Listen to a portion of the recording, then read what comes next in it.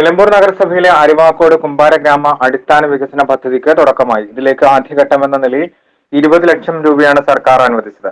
വികസനത്തിനായി റോഡുകൾ, കുടിവെള്ളം, ടോയ്ലറ്റുകൾ, കളിസ്ഥലം, പണിശാലകൾ, തൊഴിൽശാല, പരിശീലന കേന്ദ്രം, നിർമ്മാണ വിപണന കേന്ദ്രം തുടങ്ങി അരിവാക്കോട് കുമ്പാര സമുദായത്തിന്റെ അടിസ്ഥാന വികസനത്തിന് സംസ്ഥാന പിന്നോക്ക വിഭാഗ ക്ഷേമ കോർപ്പറേഷനിൽ ഈ പദ്ധതിക്ക് വേണ്ടി 1 കോടി രൂപയുടെ പദ്ധതിയാണ് നഗരസഭ സമർപ്പിച്ചിരുന്നത്. പണിശാലയും അനുബന്ധ സൗകര്യങ്ങളും ഒരുക്കുകയാണ് ആദ്യഘട്ട പദ്ധതി.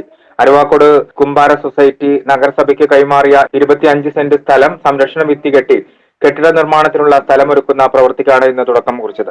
നഗരസഭാ ചെയർമാൻ മാട്ടുമൽ സലീം ഉദ്ഘാടനം ചെയ്തു. മറ്റു 33 വാർഡുകളിൽ നിന്നും വ്യത്യസ്തമായി ഏറ്റവും കൂടുതൽ കേരള ഗവൺമെന്റിന്റെയും അതുപോലെ തന്നെ മുനിസിപ്പാലിറ്റിയിലും ഏറ്റവും കൂടുതൽ ഫണ്ടുകൾ ചെലവഴിച്ച രണ്ട് വാർഡുകളായിരിക്കും ഈ സ്കറിയാക്കിന തോപ്പിൻ്റെതും അതുപോലെ തന്നെ മണിയുടേതും. ഈ പ്രൊജക്ട് തന്നെ നമ്മൾ 1 കോടി രൂപയുടെ പ്രൊജക്ടാണ് ഗവൺമെന്റിന് സമർപ്പിച്ചത്. ഗവൺമെന്റ് അത് അംഗീകരിച്ചിട്ടുണ്ട്. അതിന്റെ ഒരു ആദ്യ പടി അല്ലെങ്കിൽ ആദ്യ ഗഡു എന്നുള്ള നിലയിലാണ് 20 ലക്ഷം രൂപ നമുക്ക് നൽകിയിട്ടുള്ളത്.